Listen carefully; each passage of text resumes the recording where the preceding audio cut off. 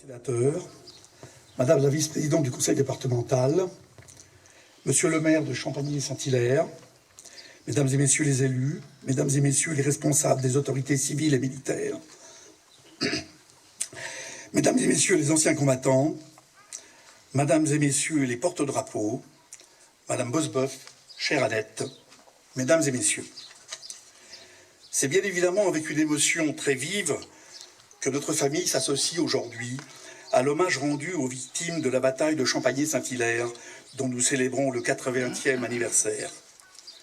Nous honorons en effet ici tout particulièrement la mémoire de notre ancêtre, M. Fernand Szymczewicz, tombé sous les balles allemandes ce 13 août 1944 en ces lieux, aux côtés de ses camarades, et nous ne saurions passer sous silence plus longtemps toute la gratitude que nous tenons à vous témoigner pour avoir su nous permettre de découvrir davantage le passé glorieux de cet homme valeureux. Cela nous permet surtout de vous transmettre le témoignage de son fils grâce à la sensibilité d'Anne, une petite nièce, et aux connaissances passionnées d'histoire du fils de celle-ci, Marc, dont elle va être ici l'interprète. Je vous remercie d'y prêter attention.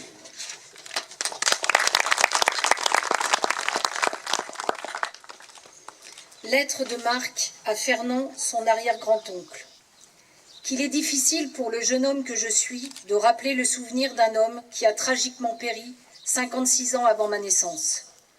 Son terrible destin m'était inconnu jusqu'à ma participation au concours national de la résistance et de la déportation, il y a déjà 7 ans. Son absence dans notre histoire familiale peut s'expliquer d'abord par le fait qu'il était un beau-frère et non un descendant direct, ce qui mena, après sa mort et à la fin de la guerre, à un silence injuste. Oui, je le perçois comme injuste, car de par son héritage familial, son parcours de vie, son sacrifice glorieux, nous avons toutes les raisons d'en être fiers. Certes, ce n'est pas son sang qui coule dans mes veines, mais je pense qu'il existe une sorte de filiation spirituelle et symbolique au regard de son sacrifice et de mes idéaux. Pour rappel, il fut un fils d'immigrés, né en France en 1912. Il a grandi au moment où l'antisémitisme faisait son retour en France. Grâce à Olivier, son fils, j'ai appris qu'il a été mobilisé en 1939. Et c'est donc au cours de la drôle de guerre qu'il acquiert de l'expérience militaire. Son engagement dans la résistance était le signe d'un attachement à sa patrie de naissance, à celle qui accueillit ses parents, celle qui lui permit de travailler et celle qui lui avait donné un refuge pour éviter la déportation. Il rejoignit à Charroux le maquis Henri, probablement entre juin et juillet 1944.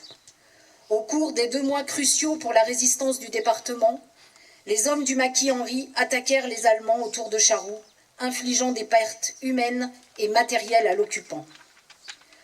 Au matin de ce qui deviendra le dernier jour de sa vie, son maquis s'apprête à tenir l'arrière-garde sur la route de Jancey. Toujours dans un esprit de sacrifice, il se rallie aux jeunes résistants du maquis de Joussé, car il les juge inexpérimentés. Il les mena courageusement à l'assaut de la villa, mais hélas, touché par balle, il appelle une dernière fois ses camarades, puis râle et finit par s'éteindre face à l'ennemi. Avec un tel parcours, je redis ma fierté d'appartenir à la famille, mais m'éloigner d'un homme, premier Français de naissance de sa lignée, qui n'a pas hésité à s'engager pour l'indépendance de la France et qui a finalement donné sa vie pour elle. Nous lui devons, comme à tous nos morts, une infinie gratitude. Je rends hommage à sa vie, à son sacrifice, ainsi qu'à un autre résistant, mon arrière-grand-père, René Nadeau, à qui je dois énormément. Paix à nos morts, gloire aux héros, et vive la France.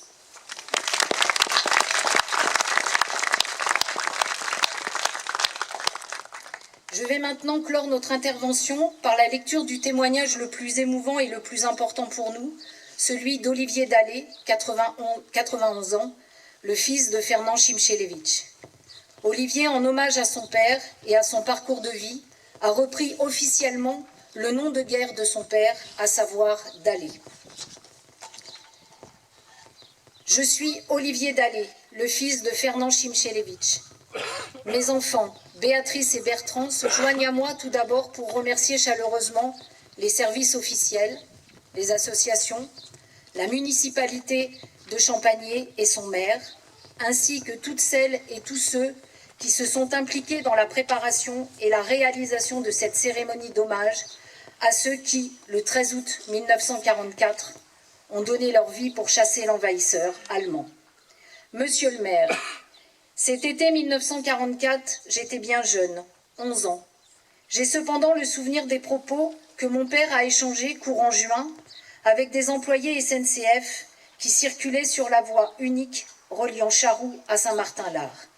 C'est la der des der, disait-il enthousiaste. Le débarquement avait eu lieu, la liberté enfin allait être retrouvée, et nous savons à quel prix. Papa, mon cher papa, ce n'était pas la der des der. Les hommes se font depuis toujours la guerre. Tu ne connaissais pas cette chanson d'un auteur canadien? Quand les hommes vivront d'amour, il n'y aura plus de misère. Les soldats seront troubadours, mais nous serons morts, mon frère. L'enthousiasme suscité par le débarquement a soutenu votre courage, à tes camarades et à toi, pour aller combattre ceux qui nous opprimaient. J'adresse mon fraternel salut et mes affectueuses pensées aux familles de ceux qui sont tombés en même temps que mon père. Recevez, monsieur le maire, mes salutations respectueuses, Olivier Dallet.